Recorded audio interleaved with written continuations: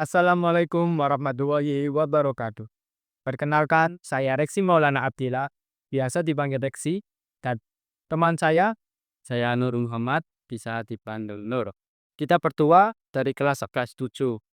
Nah, kesempatan kali ini kami ingin berbagi sebuah kisah yang sangat luar biasa, penuh dengan hikmah yang bisa memperkuatkan iman kita. Sebuah kisah yang tak hanya menjadi sejarah, tetapi juga memberikan pelajaran yang relevan hingga hari ini. Benar sekali, teman-teman. Peristiwa yang akan kita bahas kali ini adalah Isra Mi'raj, perjalanan yang sangat istimewa yang dialami oleh Rasulullah SAW satu malam yang membawa banyak pelajaran penting untuk umat Islam. Nah, Lexi, apa yang kamu pikirkan tentang Isra Mi'raj ini? Ya, Isra Mi'raj itu lebih dari sekedar perjalanan biasa ya. Itu adalah kisah besar yang mengandung banyak pelajaran hidup. Salah satu pelajaran terbesar yang kita dapatkan adalah sholat, yang diberikan langsung oleh Allah sebagai hadiah kepada umat Islamnya. Bayangkan, sholat itu adalah anugerah dari Allah yang begitu mulia. Betul, Reksi. Isra Mi'raj dimulai dengan perjalanan Rasulullah SAW dari Masjidil Haram di Mekah menuju Masjidil Aqsa di Palestina. Menariknya, perjalanan ini dilakukan hanya dalam satu malam. Bisa kita bayangkan, jarak yang sangat jauh ditempuh dalam waktu yang sangat singkat. Itu benar-benar luar biasa, kan? Betul loh. Dan yang lebih luar biasanya lagi adalah kendaraan yang digunakan oleh Rasulullah SAW ini dalam perjalanan tersebut. Beliau tidak menggunakan mutar ataupun kuda, tapi menggunakan buruk. Makhluk Allah yang sangat cepat, lebih cepat dari apapun yang kita bayangkan. Buruk ini bergerak dengan kecepatan yang tidak kita pahami oleh logika manusia. Depannya lagi, setelah sampai di Masjidil Aqsa, Rasulullah SAW tidak hanya melakukan sholat di sana, tetapi beliau juga bertemu dengan para nabi-nabi yang sebelumnya. Dan ini menunjukkan betapa istimewa Masjidil Aqsa di mata umat Islam. Jadi selain sebagai tempat ibadah, Masjidil Aqsa juga menjadi simbol persatuan umat Islam dengan para nabi.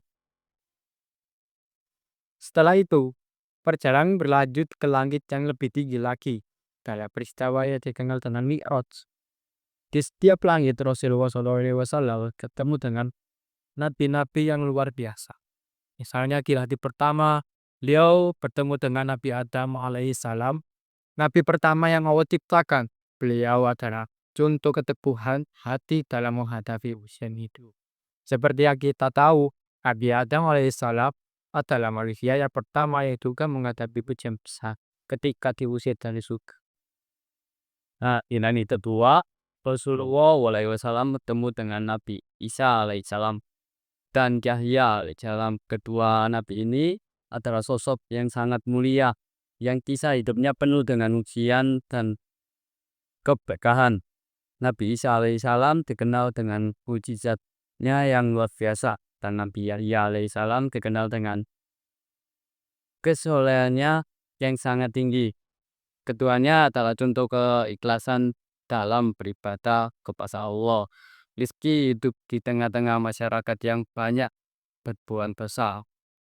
Lanjut, di langit ketiga, beliau bertemu dengan Nabi Yusuf alaihissalam. Nabi yang dikenal dengan kecantikannya dan ketebahannya. Kisah Nabi Yusuf sangat menginspirasi kita dengan sabar menghadapi fitnah dan ujian yang datang. Sabar seperti Nabi Yusuf ketika diuji dengan perpisahan dari keluarga dan dengan fitnah yang sangat berat. Di langit keempat, Rasulullah SAW bertemu dengan Nabi Idris. Seorang nabi yang sangat berilmu. Nabi Idris adalah contoh bagi kita dalam hal ilmu, pengetahuan, dan kesabaran dalam menuntut ilmu. Lalu di langit kelima, beliau bertemu dengan Nabi Harun, saudara dari Nabi Musa, yang dikenal dengan sifat sabarnya. Dan yang tak kalah pentingnya, di langit ke-6 Rasulullah SAW bertemu dengan Nabi Musa alaihissalam Nabi Yakub dapat ujian sangat berat dari kaumnya.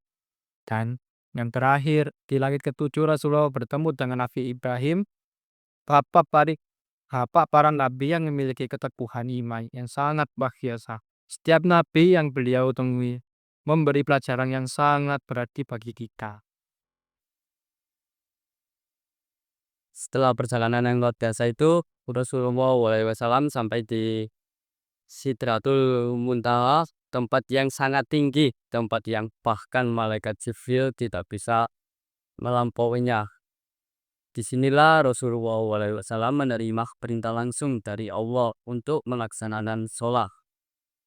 Awalnya Allah memerintahkan umat Islam untuk melaksanakan 50 kali sholat sehari semalam. Pasti kita bayangkan betapa beratnya. Tapi Rasulullah SAW yang penuh kasih sayang kepada umatnya memohon keringanan kepada Allah. Hingga akhirnya jumlah sholat yang wajib menjadi 5 waktu. Dengan pahala yang setara dengan 50 kali sholat. Ini adalah bukti betapa besar kasih sayang Allah kepada kita. Sholat yang awalnya terasa seperti beban, sebenarnya adalah hadiah luar biasa yang menghubungkan kita dengan Allah. Dan setiap kali kita sholat, kita sebenarnya sedang jarak langsung dengannya.